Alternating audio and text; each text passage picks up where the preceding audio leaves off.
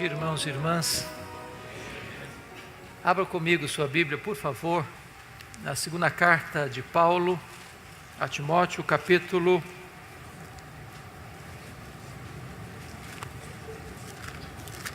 de número 4, versículo 2. 2 Timóteo, capítulo 4, versículo 2.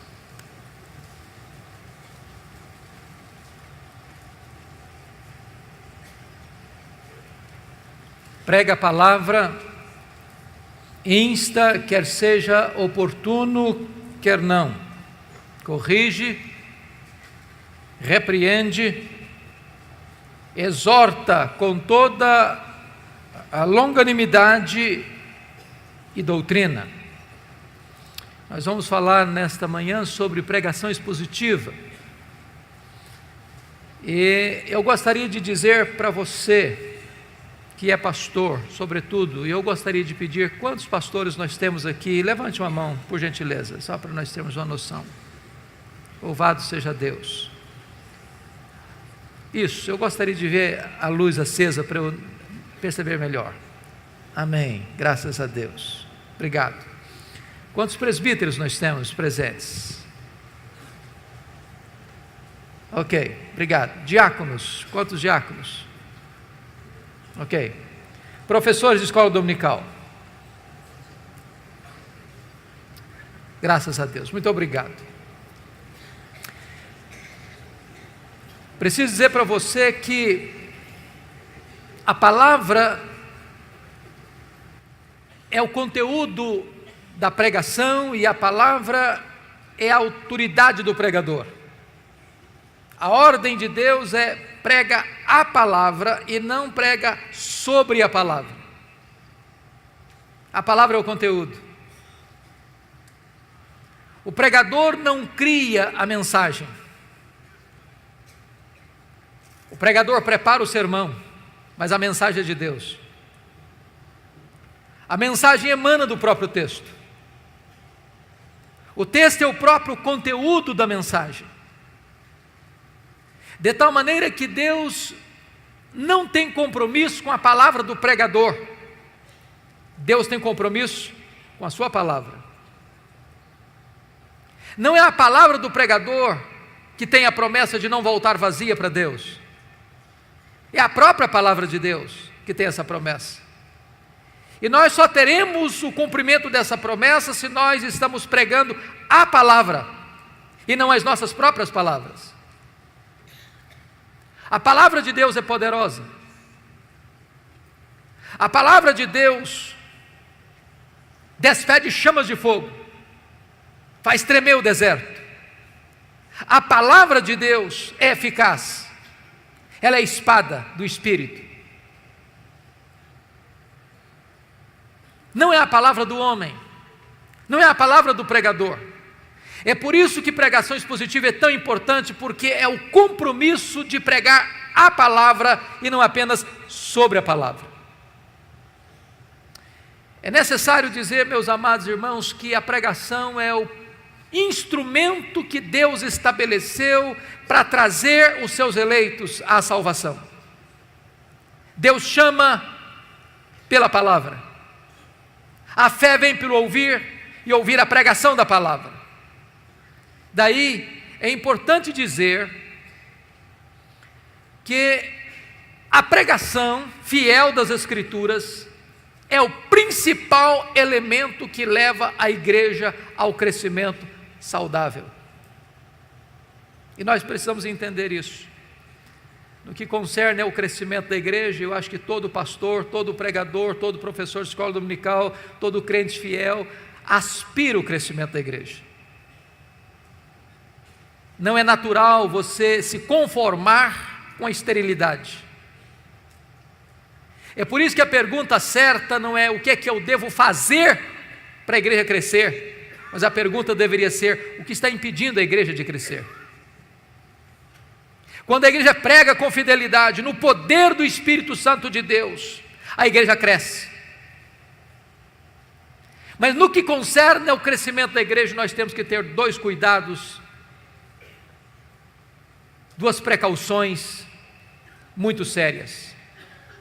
O primeiro delas é o que nós poderíamos chamar de numerolatria, a idolatração dos números. Nós estamos vivendo uma situação hoje muito curiosa. A igreja, infelizmente, está importando a filosofia do pragmatismo para a sua agenda. E o pragmatismo foi a filosofia mais conhecida e mais popular do século XX. O que é o pragmatismo? É quando você diz assim: eu não estou interessado na verdade, eu estou interessado naquilo que funciona. Eu não me importo com o conteúdo, eu quero saber quais são os resultados. E aí a igreja evangélica brasileira, muitas vezes, capitulou-se a esse pragmatismo e tem, de certa forma, transformado a igreja num mercado. O consumidor é quem determina o que quer. Eu sou um balcão de serviço. O que você quer? Prosperidade? O que você quer? Saúde? O que você quer? Milagres? O que você quer? Sucesso? Você dá ordem. É o efeito Ibope, você decide o que você quer. Então, de repente, a igreja deixou a verdade, deixou de pregar a verdade e começou a oferecer ao povo o que o povo quer. Mas esse não é o evangelho. Mas esse não é o compromisso da Escritura. Esse não é o papel do pregador. O pregador é chamado a pregar a palavra, a oferecer não o que o povo quer ouvir, mas o que o povo precisa ouvir. Não o que dá ibope, mas a palavra de Deus. Nosso papel não é arrancar aplausos do auditório, nem receber um tapinha nas costas no final do culto, mas é pregar a verdade, ainda que esta verdade fira o coração das pessoas. Porque o nosso papel é pregar com fidelidade o que Deus diz, não o que nós queremos dizer. Isso é pregação expositiva, e ela produz crescimento saudável, e nós não podemos entrar por esse caminho, de buscar crescimento a qualquer custo, de atrair as pessoas com a outra mensagem mais palatável, mais agradável aos ouvidos, mas sonegando o povo o trigo da verdade, as Escrituras Sagradas. Há um segundo risco, queridos, que nós corremos no que tange ao crescimento da igreja, que é a numerofobia. É o contrário da numerolatria, é o medo dos números. Eu fico muito triste quando escuto algumas pessoas dizendo assim: bom, Deus não se importa com quantidade, Deus se importa com qualidade. A nossa igreja não cresce, mas é fiel. Nós temos 100 membros há 10 anos, mas é gente batuta, gente boa. E eu fico perguntando se existe fidelidade estéril.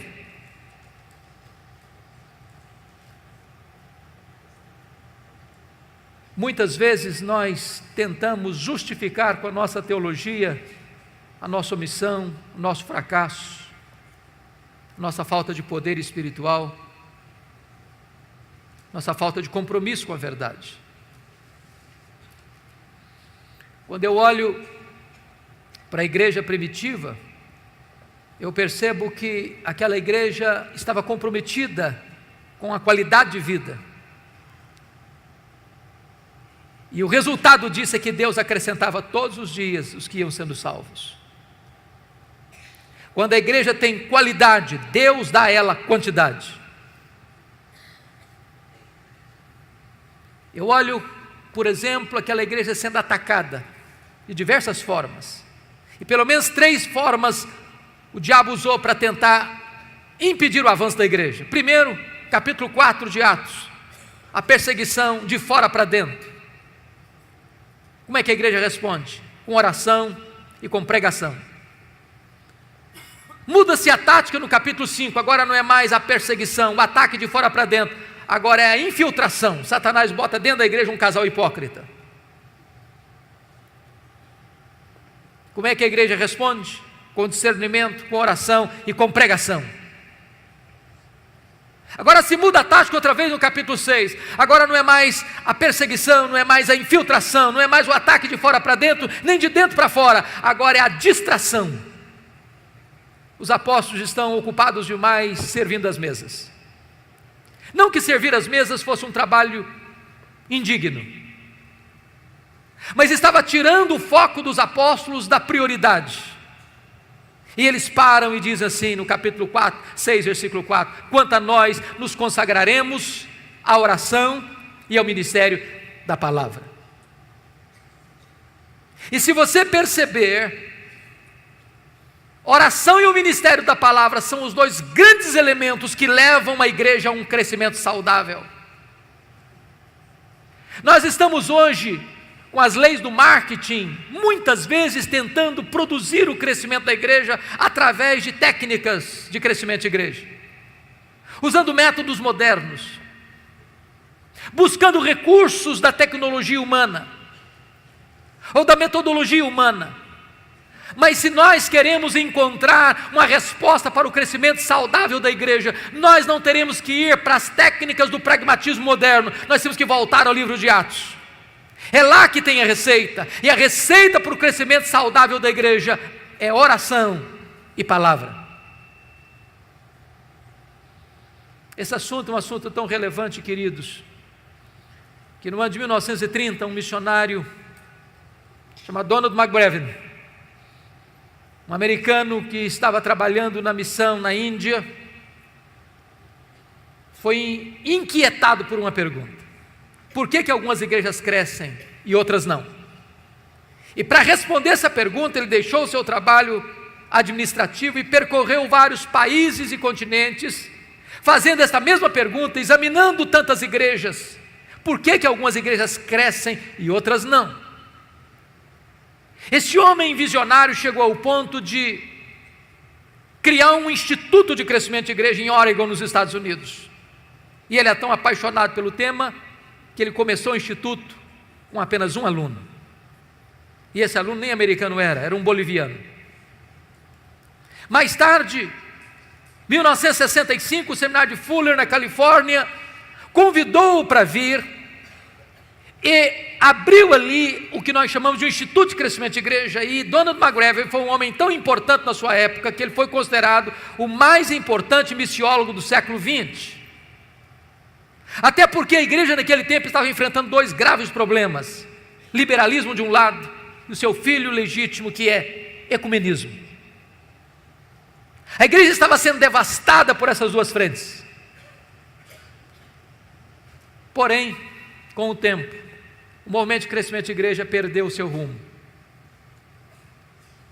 Veio Peter Wagner, outros mais, e de repente começa a se buscar o crescimento da igreja por técnicas pragmáticas, a ponto de David Ebb fazer uma pesquisa em mais de 100 teses e dissertações do movimento de crescimento de igreja, do seminário de Fuller, e encontrar pouquíssima ênfase na oração e na pregação como elementos que devam levar a igreja a um crescimento saudável.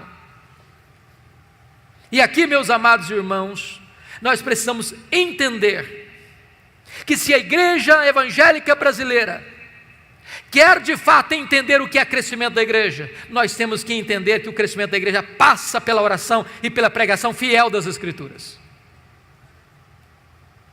Tom Rainer fez uma das mais exaustivas pesquisas sobre crescimento de igreja nos Estados Unidos, com 576 igrejas batistas da Convenção do Sul, talvez a mais detalhada e exaustiva pesquisa sobre o assunto, e ele chegou a uma conclusão magnífica: que de igrejas entre 100 membros a 10 mil membros, na pesquisa, o que foi identificado é que o que levou essas igrejas a um crescimento saudável foi pregação e oração.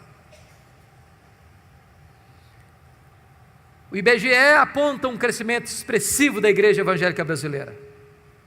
Já somos cerca de mais de 50 milhões de evangélicos em nosso país. Somos 30% da população dessa nação. Esse fenômeno é admirado no mundo inteiro. Quando a igreja evangélica recua na Europa e na América do Norte, a igreja evangélica avança no Brasil. A pergunta é: que igreja? Que evangelho? E eu tenho minhas dúvidas se de fato é o evangelho de Jesus que está crescendo, se é a igreja evangélica que está explodindo no Brasil. Porque o que nós estamos assistindo muitas vezes é um outro evangelho, um evangelho híbrido, um evangelho sincrético, um evangelho eivado de misticismo, paganismo, e não é este o evangelho da graça do Senhor Jesus. Temos que voltar ao evangelho e pregar a palavra. No meu entendimento, queridos, a pregação da palavra é tão importante porque ela vai corrigir, no meu entendimento, 4 dos grandes problemas que a igreja está enfrentando hoje. Primeiro, problema do liberalismo. O liberalismo é fruto do iluminismo, do racionalismo. Ele chega com a seguinte colocação: eu só posso aceitar como verdade o que a minha mente entende. Preste atenção nisso. A fé cristã é racional, mas ela é mais do que racional, ela é supra-racional. Por exemplo, eu não consigo entender com a minha razão como Deus, sendo um só, subsiste em 3 pessoas distintas. De tal forma que o Pai não é o Filho não é o Pai não é o Espírito Santo não é o Filho nem o Pai. São 3 pessoas distintas, mas um só Deus. Nós não somos politeístas. Eu não posso entender com a minha razão como é que o Deus que transcende, é transcendente, é maior que tudo que Ele criou, pode se fazer carne, entrar no ventre de uma mulher e nascer numa manjedoura. Eu não posso explicar racionalmente os milagres. Então, quando a minha mente não consegue ir além, eu creio. Porém, o racionalismo diz: não, eu não posso aceitar. E o que aconteceu? O liberalismo, onde entrou, matou as igrejas. Olha a Europa hoje, conhecido como um continente pós-cristão. Olha algumas igrejas na América do Norte, no Canadá hoje, nos Estados Unidos, Canadá hoje, chamadas Dead Church, igrejas mortas. Eu visitei recentemente uma igreja em Toronto, igreja John Calvin, templo belíssimo, um jardim grinaldado de flores no pátio, uma placa de bronze muito bonita com o nome do pastor, doutor fulano reverendo das quantas. E quando eu cheguei para perguntar quantos membros tem esta igreja, me responderam: tem 15 membros. Tem um culto a cada 3 meses. Porque onde o liberalismo chega, ele mata. Ele é um veneno mortífero, ele é um câncer. O que é dramático e triste, que muitos seminários históricos das nossas igrejas no Brasil estão ainda flertando com o liberalismo. Estão ainda encantados com este veneno mortífero. Você nunca viu um pastor liberal plantando igrejas, você nunca viu um pastor liberal experimentando um reavivamento, você nunca viu um pastor liberal promovendo o crescimento da obra de Deus. Porque onde o liberalismo chega, ele mata a igreja. E preste atenção nisso, o liberalismo não começa na igreja, começa nos seminários. Da cátedra ele vem para o púlpito, e do púlpito ele mata as igrejas. A única maneira de enfrentar o liberalismo é pregando a palavra. Um liberal chega para você dizendo o seguinte: bom, eu creio na Bíblia, mas eu não creio em tudo que está lá. Um liberal vai chegar, por exemplo, e dizer: eu não creio em Gênesis 1 e 2, não creio na literalidade de Gênesis 3. E muita gente hoje está tentando fazer um concubinato entre cristianismo e darwinismo, achando que isso é o suprassumo. Eu fiquei muito decepcionado. Há poucos dias eu fui comprar um comentário de Gênesis, de um pastor muito conhecido aqui no Brasil, com muitos livros publicados aqui no Brasil. E quando eu vi o comentário em 3 volumes, eu fiquei encantado. É esse que eu preciso. E eu fiquei chocado que aquele famoso escritor americano dedicou 400 páginas praticamente para expor Gênesis 1, 2 e 3 dentro desta linha liberal, tentando conjugar cristianismo com darwinismo. E notem vocês, é impossível negar a literalidade, a historicidade de Gênesis 1, 2 e 3, sem negar toda a Escritura.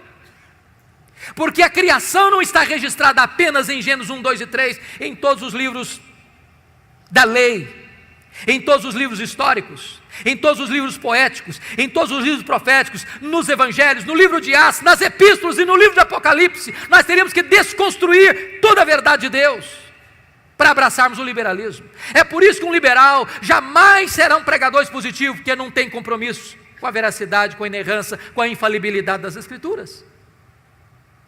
Segundo lugar, a pregação expositiva corrige o problema grave que assola a igreja brasileira, que é o sincretismo religioso.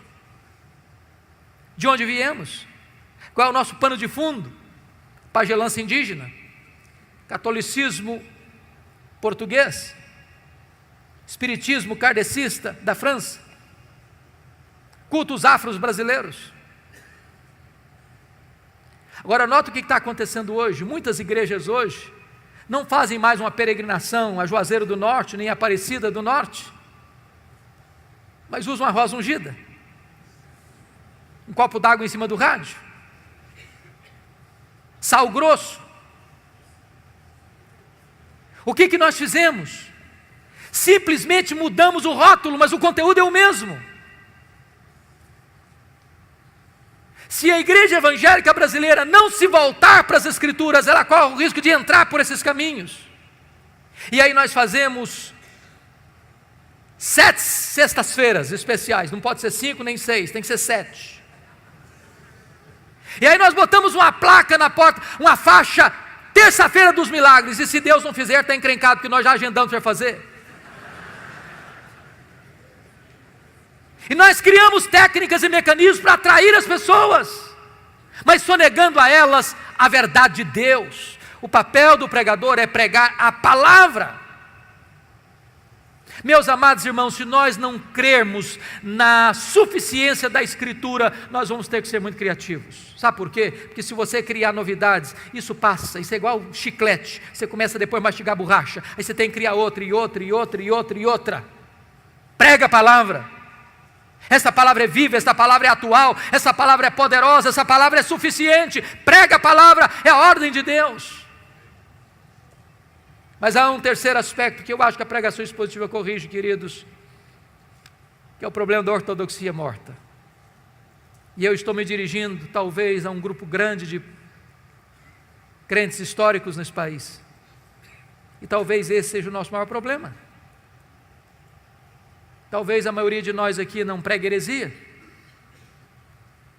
Talvez a maioria de nós aqui não aceite qualquer novidade no mercado da fé. Mas também falta-nos poder.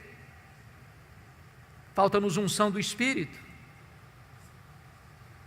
Falta-nos virtude de Deus.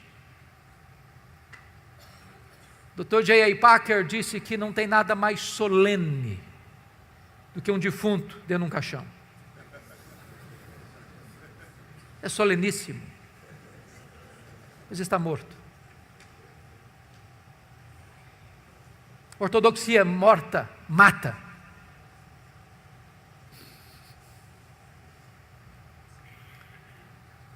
Quando Eliseu mandou Geazi botar o bordão profético no rosto do menino morto, diz a Bíblia que o menino continuou morto. O problema não era o bordão, o problema é quem carregava o bordão. A mulher de Sarepta disse para Elias: agora eu sei que a palavra de Deus na tua boca é verdade. Isso me faz tremer, porque a pergunta é: meu Deus, então será que a tua palavra na minha boca pode não ser verdade? Porque uma coisa é proferir a palavra de Deus, outra coisa é ser boca de Deus.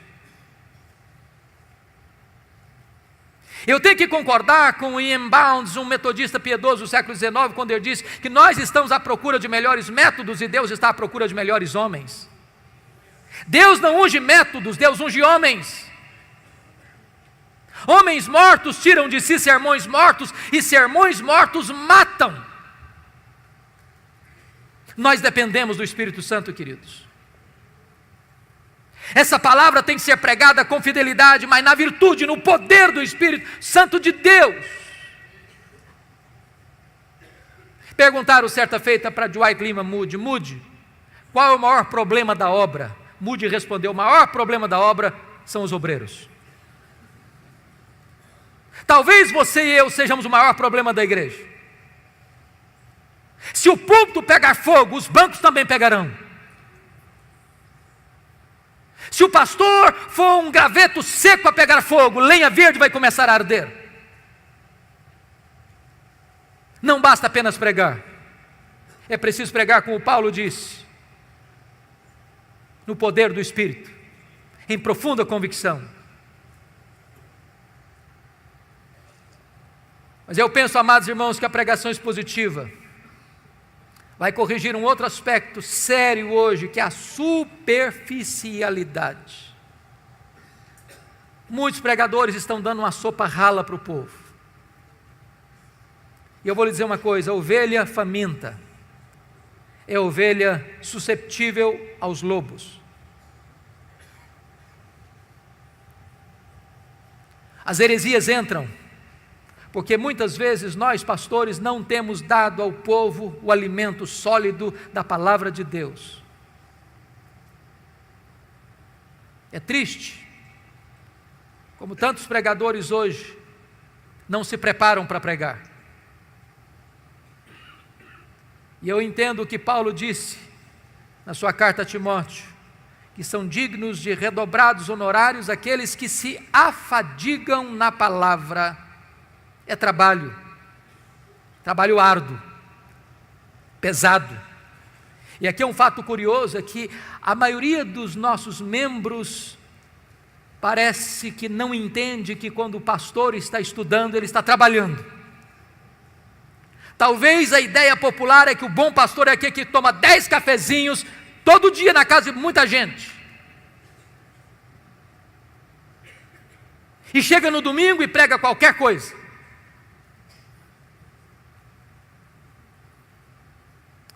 Certa feita, um membro passava perto da casa pastoral e viu o pastor estudando e perguntou: está descansando, pastor? O pastor disse: não, estou trabalhando. Na volta o mesmo passou, o pastor estava lá no quintal, carpindo, capinando. Aí a pessoa: está trabalhando, pastor? Não, agora estou descansando.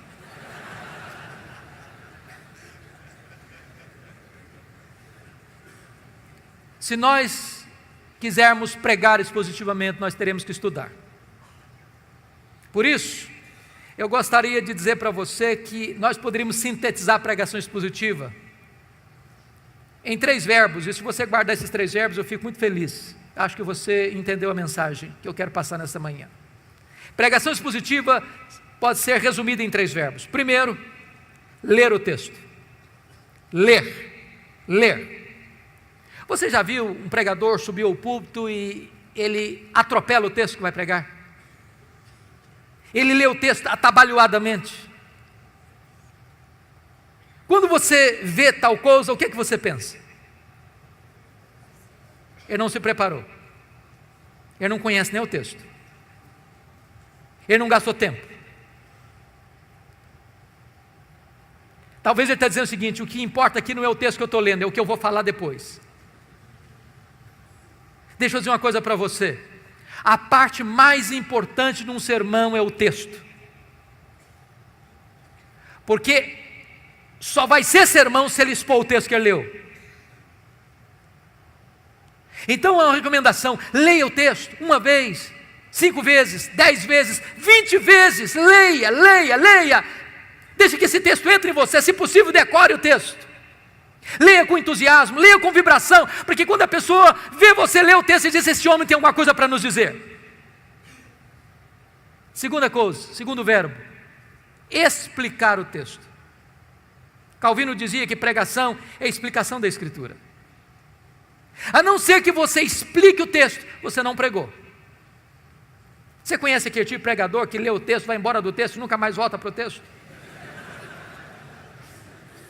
Ele viaja, faz viagens internacionais e espaciais. E você pergunta, meu Deus, mas por que ele leu esse texto?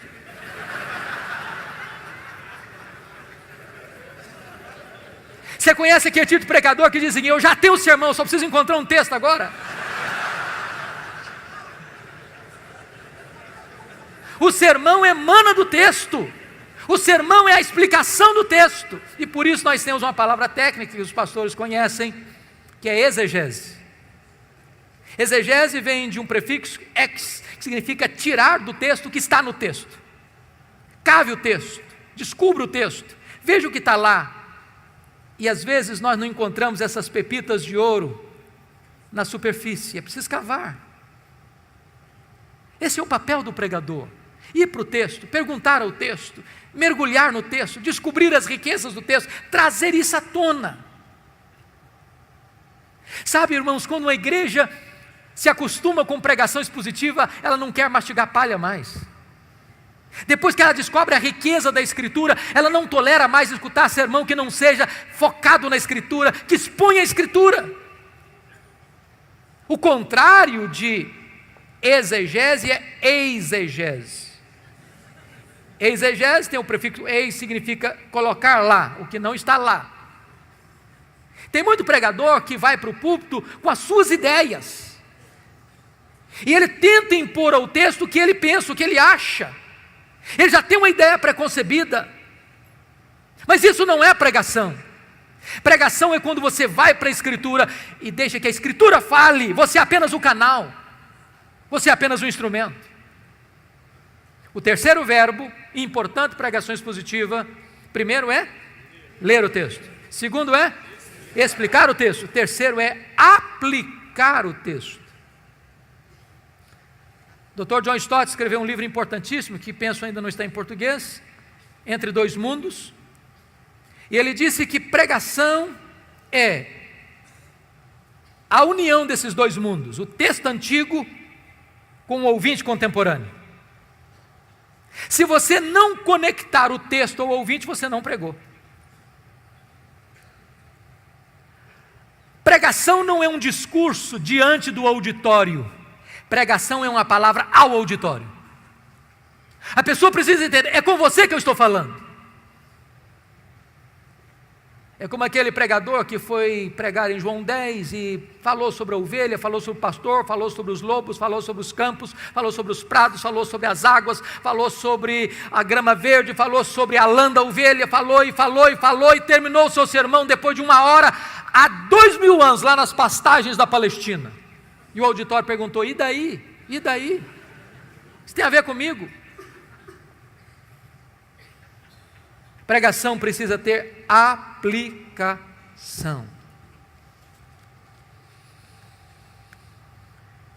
E aqui é importante uma coisa: se você não interpretar corretamente o texto, você pode ser herético na aplicação.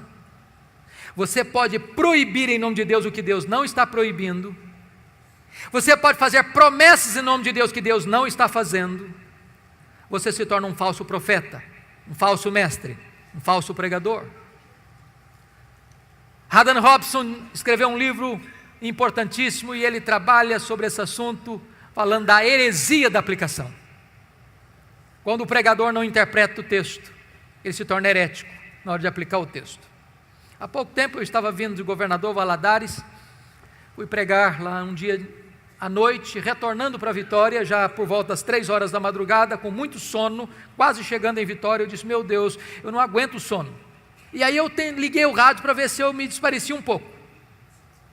E um pregador pregava animadamente sobre Sansão, e eu fiquei ligado nele para tentar não ficar desligado do volante. E lá pelas tantas ele disse o seguinte, se você tem que enfrentar os seus leões, como Sansão enfrentou o leão. Eu disse, eu também tenho que enfrentar o meu leão. E ele disse, se você vencer o seu leão e matar o seu leão, você tem a recompensa, você pode chupar o mel da sua caveira. Aí eu pensei, meu Deus, eu não entendi o texto. Porque ele não entendeu o texto, ele aplicou o texto erradamente e cometeu uma heresia grave. Porque o mel da caveira do leão para Sansão não foi recompensa, foi uma quebra de um pacto que ele tinha feito com Deus, de nazereado. Ele não podia tocar em defunto, ele não podia tocar em cadáver. Se nós não entendermos a Escritura, nós vamos correr o risco de aplicar de forma herética. Mas talvez você pergunte assim: pastor, quais são as razões por que hoje poucos pregadores pregam expositivamente? Eu vou lhes dar algumas razões. Primeiro, penso eu que muitos seminários ainda não estão comprometidos com o ensino aos seus alunos sobre pregação expositiva. Eu fiz seminário há 30 anos e na minha época não se aceitava pregação expositiva. Quando um aluno tentava fazer um sermão expositivo no púlpito, ele era criticado. Talvez porque não entendêssemos bem o que era pregação expositiva naquela época. Mas é triste como se dá pouca ênfase à questão da pregação ainda nos currículos dos seminários. Somos mais treinados a defender a Bíblia do que pregar a Bíblia, como se a Bíblia precisasse da nossa defesa. Olhe os currículos. Se a maior tarefa do pastor é pregar a palavra, isso deveria refletir no currículo dos seminários. Passamos sobre esse assunto como o gato passa em cima de brasa.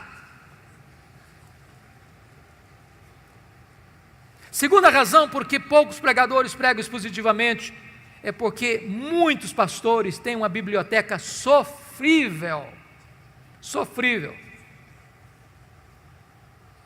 Eu tenho visitado muitos pastores, colegas, e uma das coisas que eu gosto de fazer é visitar a biblioteca do pastor. E tem hora que eu fico chocado, porque eu vejo alguns poucos livros já amarelos de tanto tempo, empoeirados, e eu penso assim: ou esse colega é um fenômeno, ou ele está dando uma sopa rala para o povo. Queridos irmãos, é impossível pregar expositivamente sem estudar seriamente. Impossível. Deixa eu dizer uma coisa para você: se você é pastor e não gosta de ler, dá uma checada na sua vocação.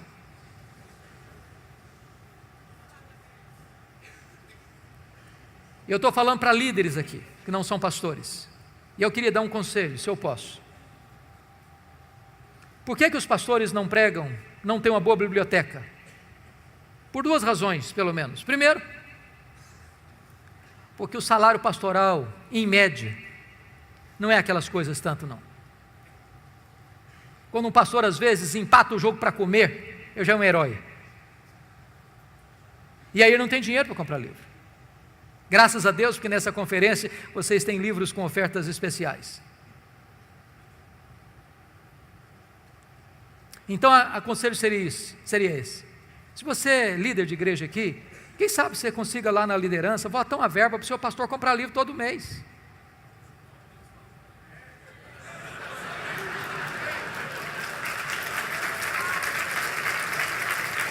O maior investimento que a igreja pode fazer na igreja é investir no pastor da igreja. Agora, se o sermão não melhorar, corta a verba também.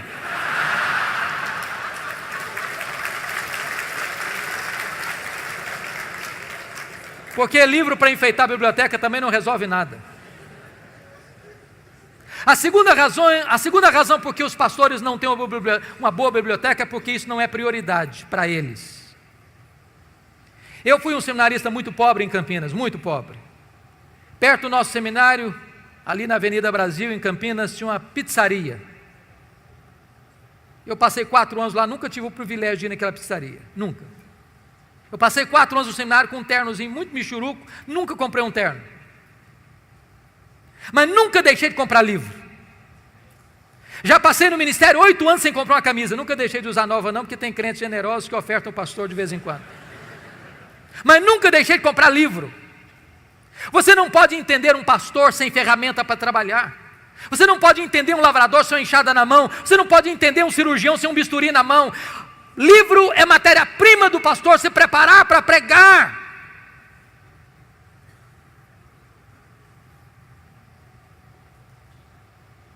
Outra razão que eu penso que os pastores não estão pregando expositivamente hoje é porque nós estamos lidando com a terrível tensão entre pregação e liturgia nas igrejas. É triste o que está acontecendo hoje, triste. Em muitas igrejas se canta meia hora, 1h30 e se prega 10 minutos. Eu já tenho tido constrangimento, às vezes, de ser convidado para pregar em alguns encontros e se paga uma passagem cara para ir lá.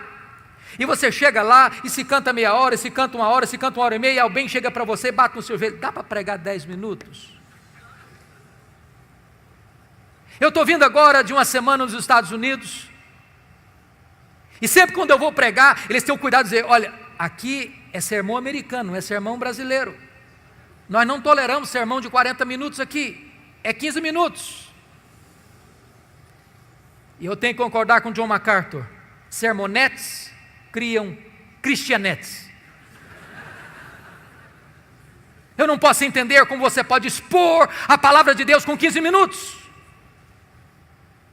E é uma falácia você dizer o seguinte, não, hoje com a televisão, com a internet, com isso, com aquilo, o homem moderno não consegue ouvir um sermão de 40 minutos. Consegue sim. Se você se preparar, se você orar, se você se levantar no poder do Espírito Santo de Deus, o povo vai querer mais e mais e mais.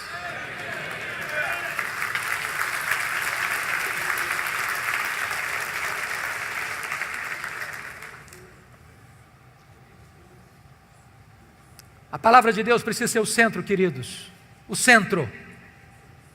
E nós, pastores, somos responsáveis por isso. Nós somos os responsáveis pela liturgia da igreja. Não delegue, não terceirize a liturgia da igreja para que você perca o controle disso.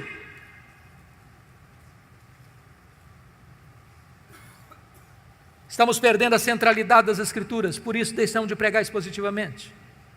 Precisamos voltar às Escrituras, à centralidade das Escrituras.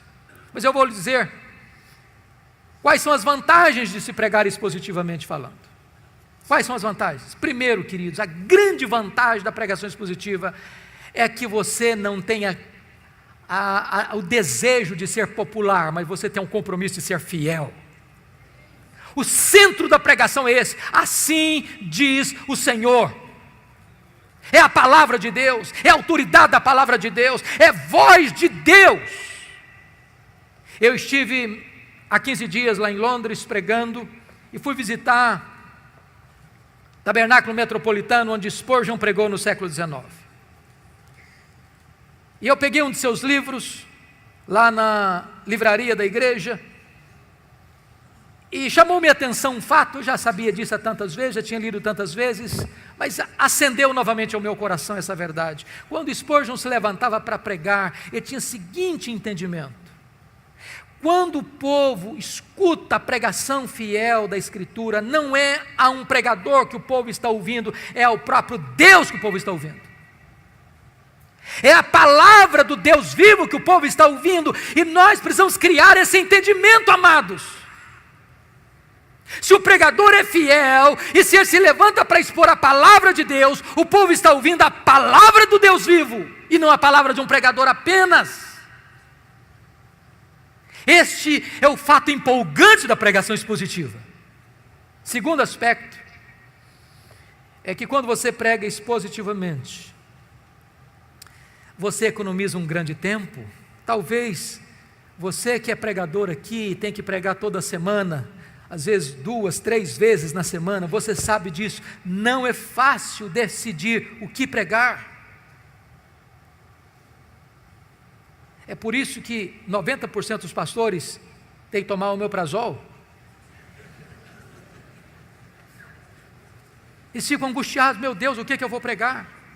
Chega na segunda-feira, ele está pensando, o que eu vou pregar domingo, o que eu vou pregar domingo, o que eu vou pregar domingo. Chega na terça-feira, ele está folheando algum livro. Chega na quarta-feira, ele está dando uma olhada em algum livro de esboço de sermão. Chega na quinta, ele está desesperado, olhando na internet. Chega na sexta, ele já está com angústia na alma. Quando chega no sábado, ele já está suando frio. Quando chega no domingo, ele prega qualquer coisa.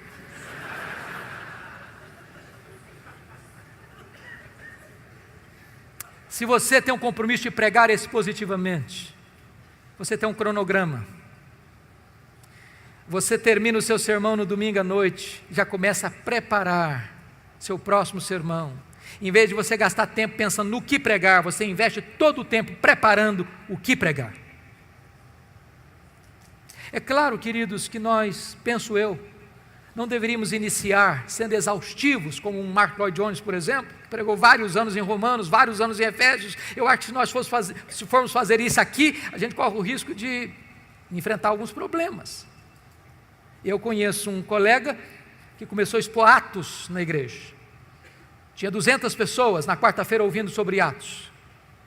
Depois de mais de um ano, ele estava em Atos 12, e o auditório dele cresceu de 200 para 40. E quando falava em Atos, o povo sentia urticária. O problema não é a pregação expositiva, o problema é que às vezes as pessoas se perdem nos detalhes. Às vezes se pensa em pregação expositiva, lê um versículo, meus irmãos, essa palavra vem do grego tal, etc e tal, agora a segunda palavra também vem do grego tal, que significa isso, agora vamos para a terceira palavra. Aí o povo não entende, ele se perde no meio da floresta atrás de uma árvore. Então, se você não tem ainda o hábito de pregar expositivamente, comece com um livro pequeno, não seja tão exaustivo. Gere no povo gosto pela Escritura.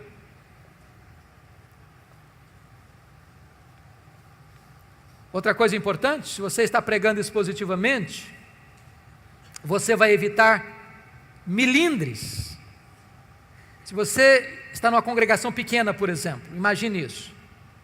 E você tem um líder da igreja que está enfrentando uma crise conjugal séria, ele está pensando em sair de casa, se divorciar, e aí você chega no domingo de manhã na igreja e diz, meus irmãos, hoje eu vou pregar sobre Mateus 19, sobre divórcio.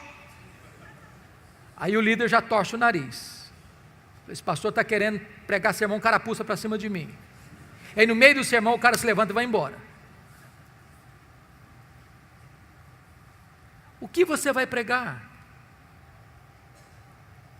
Como aquele pregador que foi pregar numa igreja e ele estava indo para o púlpito e um líder da igreja puxou o paletó e disse, o senhor não pode pregar aqui sobre bebida, porque o cara que mais dá dinheiro aqui para a igreja, ele é chegado numa branquinha, então o senhor faz favor de não tocar nesse assunto. Caminhou um pouco mais, outro puxou o paletó e disse, o senhor não pode pregar sobre jogo, porque a família mais rica da igreja é chegada em jogo de azar e tal, então o senhor não toca nesse assunto.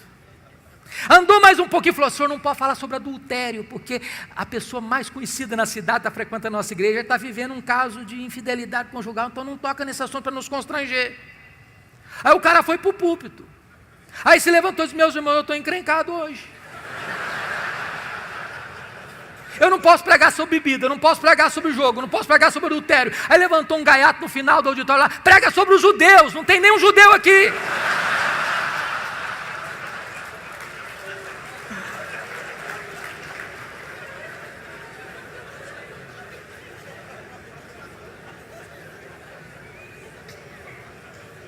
Quando você prega expositivamente, não corre esse risco. Imagine que você expôs na sua igreja, no domingo passado, Mateus 18. O que o povo espera que você pregue no domingo seguinte? Mateus 19. Se tem alguém enfrentando crise conjugal, é Mateus 19. Eu não vou pular o capítulo 19. Evita milindres, constrangimentos, de alguém pensar que você está pregando sermão carapuz. Mas, amados irmãos, eu preciso dizer uma coisa para vocês. Tudo isso é tão importante, mas nada disso vai funcionar se você não colocar sua vida, seu coração dentro desse trabalho. A vida do pregador é a vida do seu ministério. É necessário entender isso.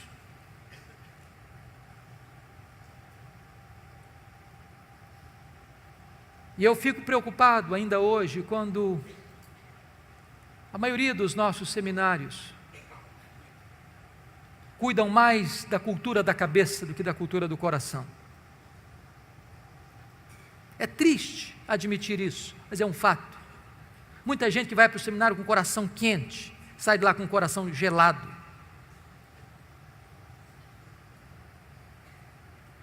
Não há nada mais perigoso do que acostumar-se com o sagrado, que acostumar com a pregação, que acostumar com o púlpito. E de repente você faz isso como um profissional, virou rotina. Mas isso não mexe mais com a sua vida, isso não queima mais seu coração, isso não arde mais em sua alma. Como certa feita um pregador de Londres foi conversar com um ator famoso da Inglaterra e disse, eu não entendo uma coisa, perguntou o pastor ao ator londrino. Você prega uma fábula e as multidões vêm para ouvir você. Eu prego a verdade e ninguém quer me ouvir. E o ator respondeu para o pregador, é simples, pregador. Eu prego a minha fábula como se fosse verdade, você prega a sua verdade como se fosse uma fábula. Tem hora que eu fico perguntando, meu Deus, será que as pessoas acreditam que nós acreditamos no que pregamos? Um dia eu estava pregando em Salvador, e eu pregava sobre avivamento, e uma repórter da cidade estava lá para uma entrevista, ela olhou nos meus olhos e me perguntou, o senhor acredita no que prega? Eu respondi para ela, eu creio firmemente no que prego. Mas a pergunta é curiosa e emblemática, será que as pessoas acreditam que nós acreditamos no que pregamos? Um dia, no século XVIII, alguém viu David Hume, o patrono dos agnósticos, correndo em Londres. E a pessoa perguntou, David Hume, o que você está fazendo aí correndo? Ele disse, eu estou indo ouvir George Whitefield pregar. Aí a pessoa ficou curiosa, mas você não acredita no que ele prega? Acredita? Ele diz, não, eu não acredito no que ele prega não, mas ele acredita no que prega.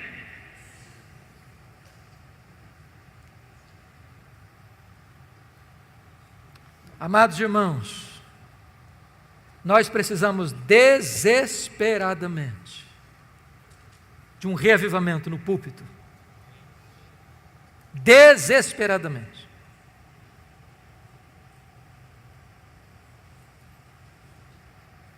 João Wesley dizia para os seus alunos, meus filhos, ponham fogo no seu sermão, ou ponham o seu sermão no fogo.